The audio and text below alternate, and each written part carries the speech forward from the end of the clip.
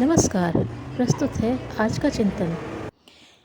राम लक्ष्मण भरत तथा शत्रुघ्न का विवाह संपन्न हुआ। बारात वापस अयोध्या लौटी। रानियों ने नववधुओं का परंपरागत द्वाराचार, स्वागत, तिलक, आरती की और मंगलाचरण सहित गृह प्रवेश कराया। महाराज दशरथ ने उस समय कौशल्या, सुमित्रा और कैकेयी को नववधु के प्रति सास के कर्तव्यों का बोध कराते हुए कहा, वधु लड़कनी पर घर आई, राखेउ नयन पलक की नाई। बहुएं दूसरे घर से आई हैं, पर यह अपनी पुत्री के समान है। उनकी देखभाल उस तरह करना जिस तरह नेत्रों की सुरक्षा पलकें करती हैं। वस्तुतः इन पंक्तियों में महाराज दशरथ ने नववधु के प्रति भारतीय संस्कृति और उनके गौरवपूर्ण सम्मान का दिग्दर्शन कराया है। अपने घर जो स्नेह, ममता और सम्मान कन्या को प्रदान किया जाता है, बहू को उससे बहुत अधिक स्नेह सम्मान देने की परंपरा रही है। पारिवारिक जीवन में स्वर्गीय परिस्थितियों के आच्छादन की इस संस्कृति के पीछे मनीषाओं की उदात्त दृष्टि ही नहीं रही, वरन यथार्थ मनोविज्ञान भी रहा है, जिसके कारण भारतीय परिवारों में स्वर्ग झलकता और स्नेह सौरभ छलकता रहता था। बहू के प्रति परायेपन की भावना दृढ़तर हो जाने के कारण आज वही परिवार शोक संताप में डूबे प्रतीत होते हैं। शायद ही कोई घर आज ऐसा दिखाई देता हो जहां स्नेह परिलक्षित होता हो। आज तो सर्वत्र मनोमालिन्य और गृह कलह के ही दर्शन होते हैं। यह पीड़ा पराये घर से आई बहू के प्रति भेदभाव मूलक व्यवहार से प्रारंभ होती है और परंपरा के रूप में सारे समाज के हर आंगन में छा गई प्रतीत होती है। भारतीय संस्कृति के अध्येताओं ने एक समय साम्राज्ञी श्वशुर भव की व्यवस्था दी थी, अर्थात हे वधू, तुम्हें अपने ससुराल में साम्राज्ञी का पद मिलेगा। साम्राज्ञी अर्थात किसी बड़े और स्थिर राज्य में जो स्थान महारानी का होता है, वही स्थान परिवार में नववधू का रहना चाहिए। ऋषि जानते थे कि नारी की विकासशील आयु कोमल भावनाओं, न्याय की आकांक्षा और त्याग की धारणा से ओतप्रोत होती है। किसी भी स्थान की स्वर्गीय परिस्थितियों के यही आधार हैं। ये जहाँ भी रहेंगे वहाँ आनंद की निर्झरनी छलकती देखी जा सकती है। जिसने अपने घर, माता पिता और बंधु बांधवों का परित्याग ही केवल इस भावना से किया हो कि मुझे एक दूसरे घर को स्नेह धारा से आह्लादित करना है, वह भला अपने कर्तव्य से विमुख कैसे हो सकती है।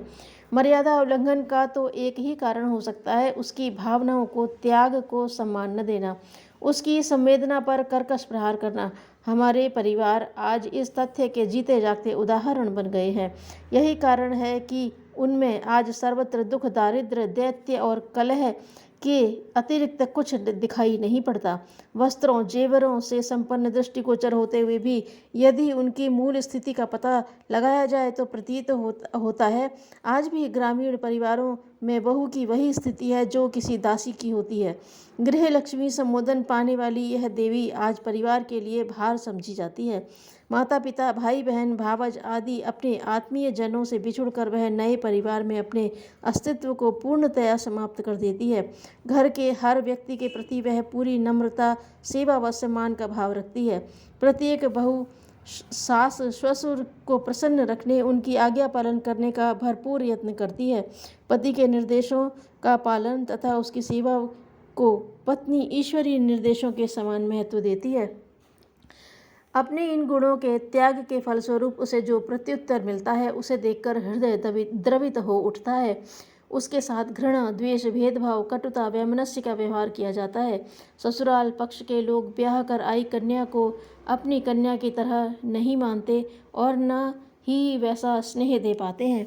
वह यह सोच ही नहीं पाते कि कन्याएं सभी समान हैं, अपनी हो या दूसरे की। विवाह के बाद तो कन्या वैसे भी पूरी तरह ससुराल की हो जाती है। उसे वह घर अपने जैसा, सास ससुर माता पिता के समान प्रतीत होते हैं।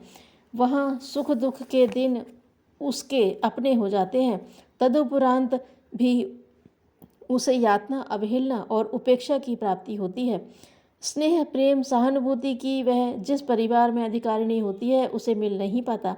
उसके साथ निष्ठुरतापूर्ण व्यवहार किया जाता है। ससुराल वाले इन कृत्यों को अधिकार समझते हैं। बहू को यह शोषण, अत्याचार मूक बनकर सहन करना पड़ता है। बहू ऐसे घर में स्वयं को असहाय तथा पराया अनुभव करती रहती है। अकारण होने वाले इस दुर्व्यवहार से परेशान और दुखी होकर बहुत सी बहुएं आत्महत्या तक का विचार कर बैठती हैं। आए दिन होने वाली आत्महत्याओं तथा जानबूझकर मृत्यु के मुंह में धकेली जाने वाली घटनाओं के कारण का पता लगाया जाए तो उसमें भी पारिवारिक कलह या दहेज की मांग ही सामने आती है। छुटकारे का अन्य मार्ग न मिलने पर नारी अंततः इसे ही वर्ण करने की सोचती है। कारण पारिवारिक खीज, असंतोष, उपेक्षा, अवहेलना तथा दुर्व्यवहार ही होता है। इस प्रकार होने वाली हत्याएं ससुराल वालों द्वारा बहुओं के साथ किए जाने वाले शोषण का द्योतक है। बहू जिस दिन से घर में प्रविष्ट होती है, परिवार के अन्य लोग दैनिक कार्य को करना छोड़ देते हैं। वे कार्य जो सब व्यक्ति मिलकर पूरा करते थे, उसकी अपेक्षा अकेली बहू से की जाती है। उतना श्रम कर सकने योग्य उसकी शारीरिक क्षमता है अथवा नहीं, यह बात कोई विशेष महत्व नहीं रखती। प्रातःकाल उसे घर के अन्य सदस्यों से पहले उठना पड़ता है। घर की साफ सफाई, चाय नाश्ता, भोजन, बर्तनों की सफाई, घर के वस्त्रों की सफाई, फिर रात्रि के भोजन की व्यवस्था, यही होती है प्रायः बहुओं की दिनचर्या, जिसका पालन उसे हर स्थिति में करना ही चाहिए, क्योंकि वह उस घर की बहू है। बड़े परिवार में बहू को मनोरंजन के साधनों से तो प्रायः वंचित ही रहना पड़ता है, जो कि हर व्यक्ति के लिए आवश्यक है।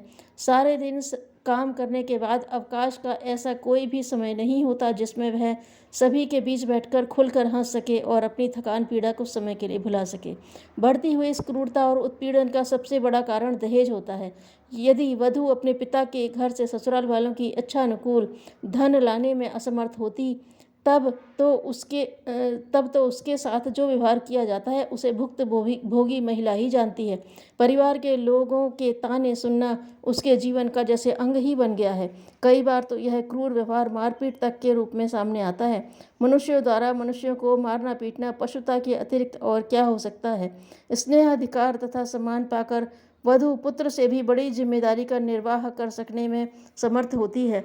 पति के लिए सच्ची सहयोगिनी, सहधर्मी बनकर जीवन भर कार्य कर सकती है। सास ससुर को पुत्री जैसा आह्लाद, देवरानी जेठानी के लिए अपनी सहोदर बहन जैसी, मित्र ननद के लिए सच्ची सहेली सिद्ध हो सकती है। आवश्यकता मात्र उसे सम्मान, स्नेह, सहृदयता, वात्सल्य आदि मिलता रहे। वस्तुतः यही है हमारी भारतीय संस्कृति, जिसने घरों को स्वर्ग बनाया और परिवार के स्वर्गीय आंगन में अवतारों को क्रीड़ा करने के लिए विवश किया। आवश्यकता इस बात की है कि ऐसी पुण्य परंपराएं पुनः जीवित की जाएं। बदला लेने पर कुछ घंटे की खुशी रहती है, पर क्षमा कर देने पर जो आनंद प्राप्त होता है वह बहुत काल तक कायम रहता है। जो प्रगति का रास्ता सच्चे मन से ढूंढता है उसे उपयुक्त अवसर मिलकर ही रहता है। धन्यवाद।